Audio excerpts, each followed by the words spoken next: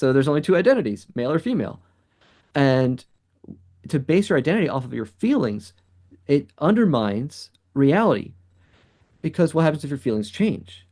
Well, so what you see now is with the LGBT activists or the anyone who buys into the sexual orientation paradigm, people who do experience change in their sexual attractions, they'll just have a new sexual orientation for that. Abrosexual, they call it. So abrosexual is someone who has changes in their sexual attractions.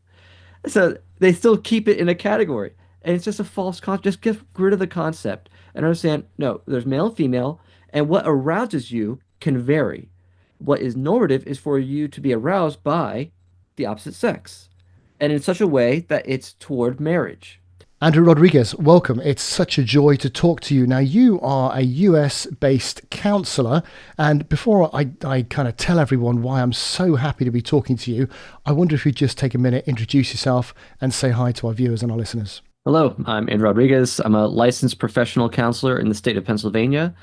I'm involved in a lot of different organizations, such as the Alliance for Therapeutic Choice and Scientific Integrity, the Reintegrative Therapy Association as well. I'm our training coordinator or facilitator.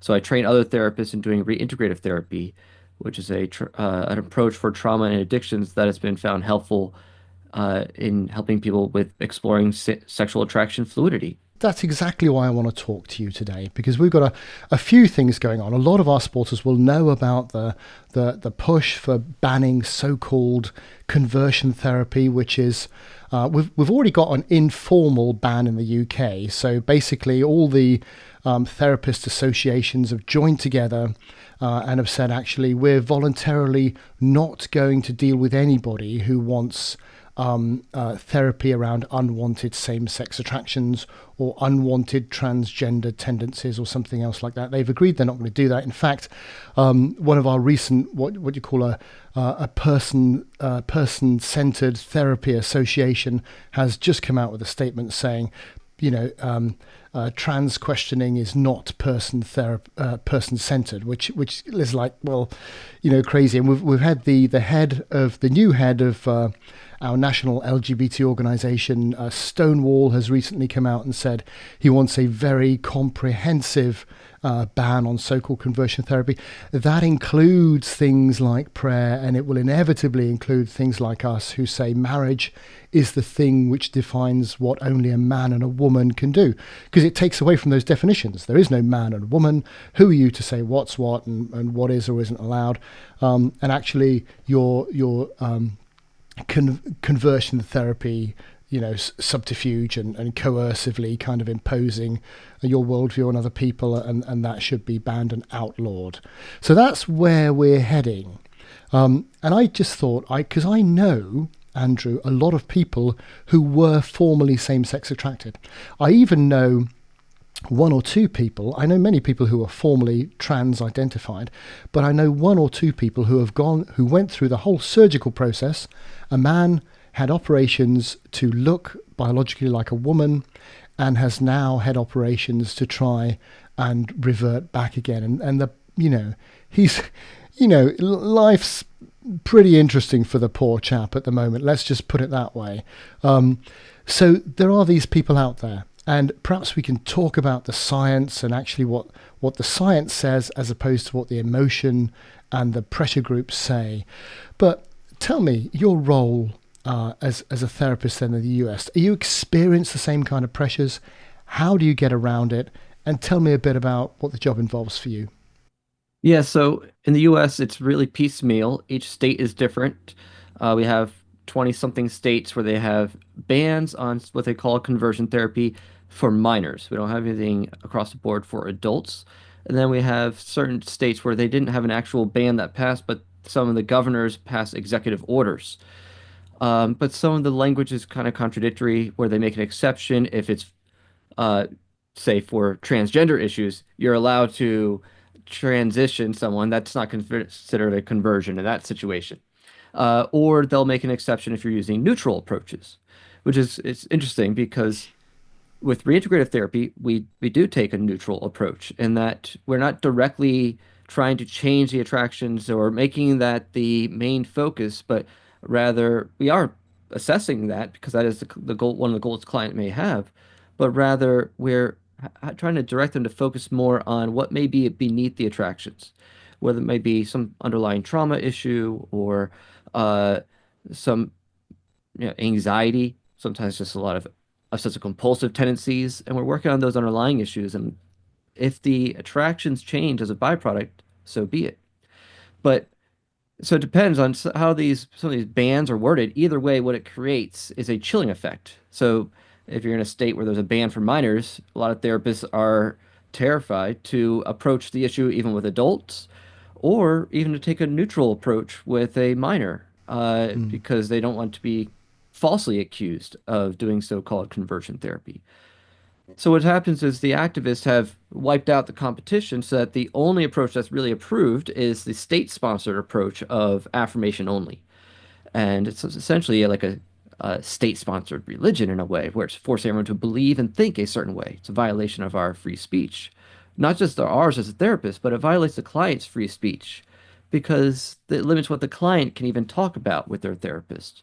We talk in the UK about, banning conversion therapy, and then we list a whole load of things, which I'm not going to go through, which are already illegal and absolutely should be. Yeah. Violent, forced, all sorts of actions which quite rightly are illegal. And then at the bottom of the list, we put things like prayer, and we put other things around those sort of conversations as if they're equitable to those other things. And again, I think there's a misunderstanding, maybe intentionally, around what therapy means, and that the role of a Mm, therapist is not to persuade or coerce, but to correct. help the individual explore their own concerns and their own solutions. Yeah? And not to say, Yes. oh, what you need to do is this. That's just not what good therapy is anyway. Nor is it putting a stamp of approval on someone's ideation. Hmm. So, as I always explain in my trainings, is good therapy or real therapy Hmm. is helping people gain insight and healing. Hmm. And it's not just Hmm. simply affirming what someone's ideas are about themselves. That's not therapy. You can just go to a friend for that. A good therapist helps you explore something more at a deeper level, gain insight into it, and to even do that well, you have to have a basic understanding of what is normative, what is actually healthy. And in our very postmodern society, we don't even have any idea of what is normative and healthy for people. So, but either way, I don't impose my idea of what is normative or healthy. I might disclose to clients my worldview, but I do that in a way in which is simply, here's where I'm coming from, but you do not have to agree with me to do this type of work. Whereas the gay affirmative therapists will impose their worldview. They basically tell the clients, you have to agree that you are born gay, and they'll reach an impasse with clients. I have plenty of clients who come to me after they have seen a gay affirmative therapist, where the therapist may have been non-directive for a while, but eventually would say, you just need to accept that you're gay. We don't do that with, say, somebody's got bulimia, No. or somebody's obese and they can't control their eating and they want some therapy to help them either with their bulimia or with their insatiable appetite, and they go to a therapist and say, can you give me some CBT or something? We don't say no. All we can do is affirm you. It would be ridiculous to do so.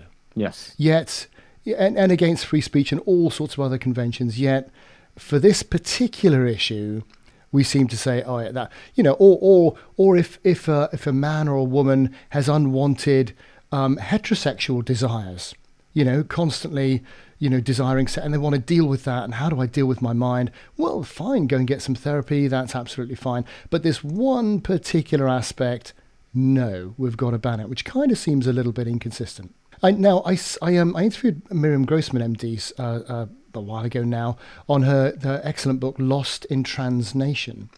And it was very good, but one of the really good chapters was about compassion. And this can often get lost in the whole debate and the whole discussion.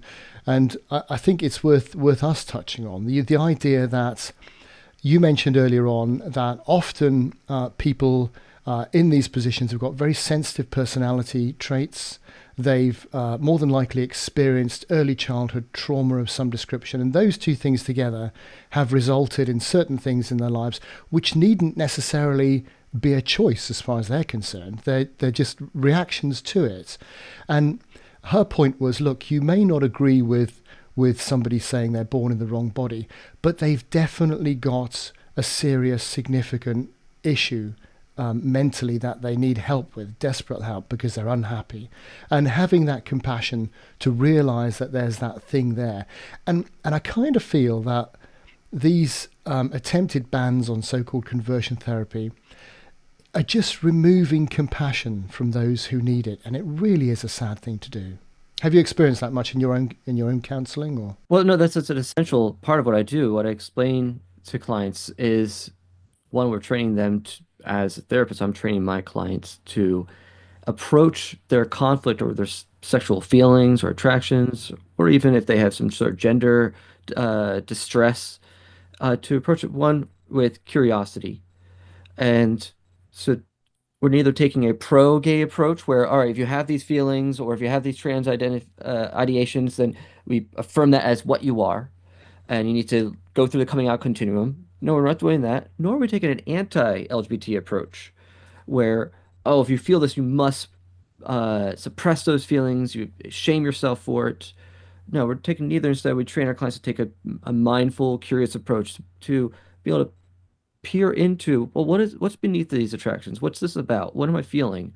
And also to learn how to self-regulate in the experience of that and not get worked up, not to either tr judge it as positive or negative, but to enter into it curiously. And then with that sort of approach, then to have compassion for oneself. Mm. And of course, as a therapist, I have to have that compassion for the client as well. And the compassion means that you're going to actually be curious in a way not to go and just affirm, but to help them just find healing in whatever way that is being revealed. And if the feelings change, it's a byproduct, great. But we try not to get their focus on that, but just on pursuing their own healing and integration. And I forget who wrote "The Body Keeps the Score." Yeah, Bessel van der Kolk. Yeah. Yeah. Which and I know got a bad time in the book Bad Therapy, which claims actually we're pathologizing normal feelings, which we are doing a lot of in society, it has to be said. But the idea that there are so many people, not just in the same-sex attraction area, but all sorts of different areas of life, who are trapped in early childhood emotionally overwhelming experiences that they may not have realized at the time were those. And maybe there's more of us than we would like to admit whose lives are affected by those sorts of things. And I remember in a previous job, I used to look after, well, I won't give the game away, but part of a big portfolio was a group of people who gave therapy as part of lots of other things that were going on in this organization. And I said, well, surely that's an area we can save money by cutting down on the counseling. And I was corrected. No, actually, success is spending more money on counseling because most people are broken. More money on counseling means they're admitting to it and getting themselves sorted out. And it turned out that was a very wise thing and a very wise thing to do. And I know you have the culture in the US where lots of people have counselors, and in the UK, it's more still pretty much stiff upper lip, as they say, Yeah. And I would say part of the problem with, say, I love Abigail Schreier, so I read both books, Bessel's book and Abigail Schreier's, and I can understand where she's coming from, but I think the problem is because we have so many incompetent therapists who are just doing affirmation only approach, and they're coddling the clients instead of helping them gain a little more insight and actually challenge them a bit. A therapist does have to challenge the client at some point. So you're not seeing that enough. Instead we're fostering a victimhood mentality in a lot of our therapies that we're offering these days. So I think there's validity in some of her criticisms, but she might go a little too far in some ways. And in terms of, I mean, you can't call it success rates, can you? But in terms of your experience of people who come to you with unwanted same-sex desires or unwanted trans desires, what's the kind of prognosis that you see, generally speaking? So, yeah, it does vary. We do see that there is shift that is possible. But when you talk about success rates, people tend to view things in this very bipolar fashion, or that's all one or the other. And so we try to explain that if change occurs, it's on a continuum. We use the analogy of more of a light dimmer rather than a light switch. And so to think that we're converting someone, that's why I really repudiate the term conversion therapy because it gives this idea that you're switching completely from one so-called sexual orientation, which is a term I don't agree with, to another, as because there's a presumption that people are in these fixed categories of sexuality, and so instead, uh, so that they get to say that we're converting someone from gay to straight, and that's just not Mm. realistic to think in those terms at all. And it's not what we preach. Rather, what you see is people may see adjustments in how they respond to unwanted sexual attractions, so that they can self-regulate. As they gain more insight into it, I see where clients uh, end up essentially deconstructing the attraction itself. So they get more to the core of what's beneath it. So as before, they might feel a sexual pull towards someone. Now they notice, oh, you know what? What I'm actually feeling is admiration for this guy, and perhaps a desire for attention and affection. And those are not sexual necessarily. And so they get more in touch with their true underlying needs. And then there's a process of how do I address those needs in healthy ways? So, clients who gain the insight, they start really getting to the core of issues. Uh, Sexual arousal templates, the things that arouse us sexually, we can change those. We have techniques where we actually help them go straight into the fantasy and actually be able to release the feelings that are connected to the fantasies. And they just, it's essentially they're updating the nervous system as they do that type of work. And so I don't use the terms like sexual orientation, and that because this implies this idea of people have a fixed and immutable way in which they're meant to act sexually and be attracted sexually. Rather, if we replace that social construct with the idea of, well, we have sexual attraction or sexual arousal templates. There's experiences that have been imprinted on us that through conditioning or significant experiences, whether trauma or early exposure to something sexual, have sort of guided us so that we have arousal associated with certain experiences or fantasies. Well, those can be deconstructed, and clients can find actually a relief from some of those or a lowering in the intensity. If they want to, and that's the key thing. In a liberal democracy, adults should get to, consenting adults should get to live the way they want to in their own bedrooms or whatever. The challenge comes when we push things on children, tell them maybe you're born this way or whatever else. Which, I live in a part of the UK called Wales, a country in the UK, and here our devolved government education is devolved to Wales, and they can tell children as young as 3 that they're born in the young body in the wrong body, and children parents' rights of removal has been withdrawn, so parents can't even do anything about it. And again, you think, I'm not sure. Children, we know that adolescent sexuality can be highly influenced by circumstances and by persuasion. We know those things scientifically. We know that, that they're, I don't want to go into all the studies, but there isn't a gay gene. They're called twin studies and all the sorts of other things and the large number of people which actually, when they have their early traumas sorted out, actually the sexuality changes. And I've got a friend myself who is same-sex attracted, but he says he would love to get married and he would love some help to help him to get married now to a woman. Yep, that's the life he wants to live and have children of his own. And so he wants help how to do that, but he can't get it in the UK. And that's awful, because he should be allowed to do that as a consenting adult in a liberal democracy. And it shouldn't be made illegal to even say, well, actually, marriage is the thing that defines what only a man and a woman can do, because two same-sex people can't literally make a new human being. It doesn't work that way. So, yeah, so that was the point of the conversation. It's great to talk to somebody who is in this area. I mean, I don't know, are people in the UK like my friend, are they able to get in touch with people like you, even though they can't find somebody in the UK? Yes, definitely. If, like the organizations I mentioned, the Alliance for Therapeutic Choice and Scientific Integrity, the website is therapeuticchoice.com. There's also the Reintegrative Therapy Association, so reintegrativetherapy.com. Reaching out to us, we try to get people connected, even if it's with sources within the country they're in or outside. So, There's an interesting TED talk, isn't there, by I think it's a lesbian who talks about the fact that no, we're not born this way, Yeah, Lisa and we Diamond. needn't have to be, and that doesn't matter, you know. Yeah. But the idea that in the UK anyway we have this Equality Act, which is based on born this way, and oh well, it's, you know, in that case you need to have equalities like marriage equality, and you think, well, you know, it's like saying, well, a triangle has three sides. It's not its fault. You know, we must call it a square if it wants to be a square. Well, no, because triangle describes what something with three sides is.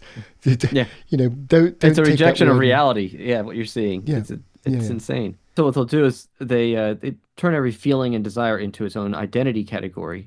yeah. That's it. And this is why I attack the concept of a sexual orientation, because it's a totally false social construct. Because you mentioned this in your email to me, that what you're seeing is the LG but without the T. So Yeah, oh, the yeah, very the much so. gays are Yeah, trying to distance themselves from the T and say, no, no, we want to get rid of conversion therapy for the transgender issue, because what they're doing is they're taking gay kids and turning them into trans. that's exactly the point. So, how would you, as a therapist, what's your response to that? My response is that both issues are social constructs. There is no such thing as a sexual orientation. I refuse to use terms like gay, straight, bi, as if those are actual identity categories. I might say people identify as gay, or if I ever use gays with scare quotes, I'm very careful about that, because I don't want to give credence to this idea that people are born with this fixed way in which they're meant to behave and desire sexually. No one is born with a sexual arousal template. Your sexual arousal template develops as you age, as you experience things, and it's rooted in your attachment. So it's not something you're simply born with. Now you're there's so really, if we go down to what is sexual identity, there are two sexual identities, male and female. Yep. That's it. Because Yep. we're a sexually reproducing species. So there's only two identities, male or female. And to base your identity off of your feelings, it undermines reality. Because what happens if your feelings change? Well, so what you see now is with the LGBT activists, or the anyone who buys into the sexual orientation paradigm, people who do experience change in their sexual attractions, they'll just have a new sexual orientation for that. Abrosexual, they call it. So abrosexual is someone who has changes in their sexual attractions. So they still keep it in a category. And it's just a false concept. Just get rid of the concept and understand, no, there's male and female, and what arouses you can vary. What is normative is for you to be aroused by the opposite sex, and in such a way that it's toward marriage. So to be see, it would not be normative for me to be sexually aroused by a female if the female is 3 years old, for example. Yeah. Yeah. Okay, or if the Yeah. female is my Yeah. sister or my Yeah. mother. You Yes. know, Yeah. so just because it's Yeah. the opposite sex doesn't mean it's good either. It has to be toward a union that can Yeah. actually happen. Very good. Very And good. so what arouses us can vary. And sometimes it's in alignment with what God's design for us is, sometimes it's not. When we have curiosity, we can get to the root of why are my attractions deviant from what I'm designed for. Now let me have compassion toward that and work on what's underneath that so that I realign. But when we believe in this idea of orientation, then you get these churches who compromise, who will say things like, you can be gay, orientation, and that's what you are, just don't act on it. Well, Fascinating. they're Really, really endorsing an fascinating. identity that now, but they're not going to endorse the behavior that's consistent with that identity. So what it does puts people in this double bind. So they're either white knuckling it, oh, I better not act out, I better not act out until they do, and then what? Well, you see a side B gay Christianity is a slippery slope to side A, because you can do that only for so long until you just, well, let me just, I feel more like this. Let me just act consistent with how I feel. People will eventually act in ways consistent with how they view themselves. And that's a great way of looking at it. A great way of looking at it, Andrew. And the idea that you know, the normative behaviour is not just attracted to the opposite sex, but attracted to the opposite sex in a monogamous relationship format. And I read just a brilliant article by Lyman Stone recently, talking from an anthropological perspective how man is not designed for polygamy. You know, in the sense that our claws aren't big enough. You know, the idea that we're not designed to fight for the maximum number of women. It's just not how we're designed. We're designed for single monogamous relationships, long-term monogamous relationships. Very, very interesting. Yeah, because the myth from the sexual revolution for so long has been men just want to sow the wild oats. It's not normal for us to be monogamous. And it's like, well, study a little more. We find out about oxytocin, that you bond with whomever you are engaging with. And then as a woman is pregnant, you actually bond with her even before she gives birth. You're bonding with her more, and you have a greater bond to the children that come from your own union. That all, what is the type of union or relationship that best supports that? Monogamy. So that you're with the woman that you had a child with. Yeah, and also premarital chastity. Because the more people you've had sex with, even if it's one other from your marital partner, the evidence says you're 50% more likely to divorce, because it's like that piece of sticky tape that you keep pulling it off and putting it on to somebody else. It's going to lose its stickiness, right? The thing which is supposed to bind you together. And that's a big problem we've got in society, because no one's telling the kids. No. No one's telling them, actually, this is what's going to... All we're told in UK schools up and down the country, more and more often, is the only thing that's necessary is consent. Do anything you want, as much as you want, as long as you've got consent. Don't Yep. worry about long-term relationships, fuddy-duddy nonsense, do whatever. And actually, couldn't be telling them the worst thing. Yeah.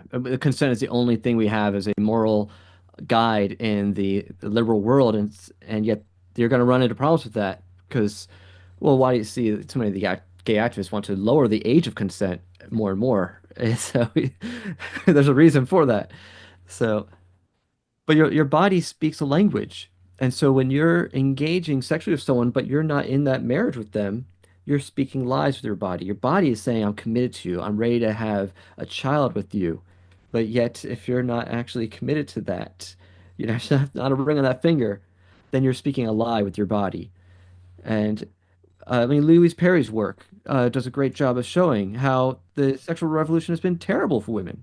It The promise was that it would liberate them when it's actually created more bondage. We've totally lost the idea of what a marriage actually is. Oh, yeah. Yeah. I mean, again, you're having some pushback in the US. There are some states that are seriously pushing back, either on the same-sex marriage legislation. We had civil partnerships, of course, in the UK that gave equal rights. But they're pushing back in the US in some states, either on that or on the idea of having covenant marriage, marriage 2.0, which is people opting into a relationship which is lifelong man-woman. And they're happy to legally put aside some of their rights in order to enter into that or something, which I'm sure they'll find a way of stopping that. But Are you getting opposition from fellow Christians? well, the church in the UK, first of all, there's a lot of the mainstream churches, including the Church of England, the Anglican Church, which is Oh, they're lost totally it. compromised. Yeah. Yeah, totally compromised. And I'm sure you have quite a hard time doing your job. But not from your clients, but from lots of other people who don't want you to do it. And we just wish that people just let us go do good work. Let us do the therapy. I don't. Yeah. I'm an advocate for what I do because I have to, but I'd Yeah. much rather just be counseling clients and just helping them. Yeah. Well done. Andrew Rodriguez, what a privilege to talk to. Hope we can find a reason to talk again in the not too distant future. Thank Of you very course. much. Thank you.